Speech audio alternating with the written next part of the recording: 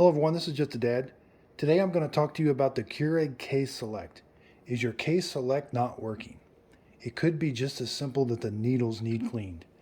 I know it's hard to believe, but I've had a needle clog, and when you press a button, nothing happens. And you're like, oh, the machine has died. There's nothing, you don't hear the pump, you don't hear anything.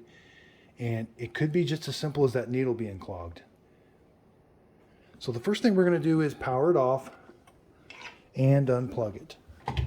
Let it cool down. This area we're going to be working could be hot, so make sure this is nice and cool. We're going to do the bottom needle first. So if you just take this and pinch it, it should pull right out. It's got these little tangs that kind of hold it in there. If it doesn't want to come out, you can press from the bottom a little bit, and see how I can touch that and press it up. That helps a lot. There's not a needle in the bottom. The needle is right there, so be careful of that. Okay, so then we just lift out this whole needle basket. So here I've got the needle basket. If you'll see, it's got a seam where it comes apart. The best way I found is just kind of grab it and just kind of break it. It comes apart. It's got these little ears that snap into these holes, but this is a good time to clean this. I've seen a lot of gunk get down in here. Take it over to the sink with a brush and clean it with some soap and water. Now there's where the other side of the needle is. Now that's not sharp. Again, be careful. That's where the needle is, down in the needle basket. So you need an ordinary paper clip. Get just a regular metal one. You don't want the ones with the plastic on them. So come from the bottom, and it's not going to go all the way through because Keurig needles are kind of angled, but you'll be able to see it. I can see that needle coming in and out. You can't go this way with it because it's just too much of an angle. So a great idea is to go over to the sink, and as you're doing this, run a bunch of water through it. And that'll get all of that stuff that was clogged up in there. Just make sure you can run a bunch of water through there. And again, clean all this area. It's a good time to just get all this clean. Now, in order to put this back together, again, it's got these two ears. Now there's holes every 90 degrees, and it can go, as long as you line up those tangs with those ears, it'll snap right back in, and it won't want to come off unless you got to do it the hard way. So that makes sure it's nice and on. Again, that's not sharp or nothing. And again, to install it, the arrow goes up and you read the words. So here I've got it, the arrow up, and you can see there's a tang. So the arrow's up, I can read the words, and I'm just going to snap it in. And it should be nice and flush all the way around. I don't want that sticking up. It could catch when I close it and break it. These are really fragile handles, and they break really easy. So it should just close nice and easy. Next, we're going to do the top needle. This is the one more likely to clog.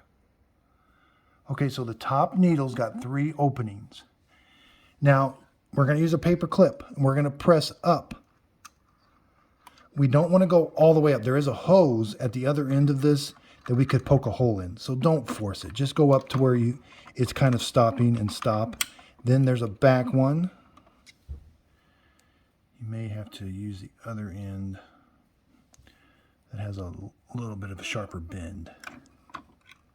There's a back one you're going to go up in, and then there's another back one. There's a left and a right back one. Okay, so we go up and we clean those out. Now we want to go side to side. So from one back one to the other, I can go like that. And then from the front one to the back one, I can go. See that one? And then from the front one to the other back one, I can go.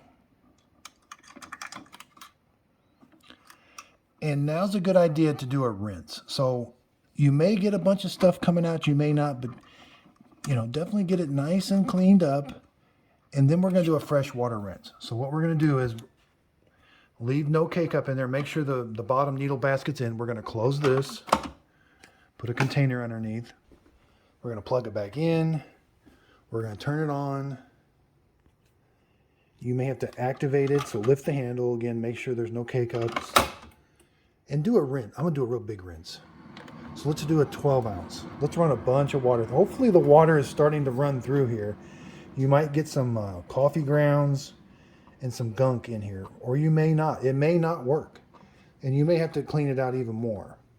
But you, in between cleaning outs, make sure you're doing some water rinses. Now, since I do a water rinse, those needles are going to be kind of hot, so you may have to let them cool a little bit when you go in there next time to kind of clean out some more. And make sure you unplug it and turn it off. I hope this video helps. It could be just as simple as your needles being clogged. I honestly never thought those needles would get clogged because you're thinking, oh, it's got hot water running through them, and but they actually do get clogged up once in a while. Thanks everybody for your support. If you've got any questions on how to clean the needles, leave them down below. And if you could, please like and subscribe.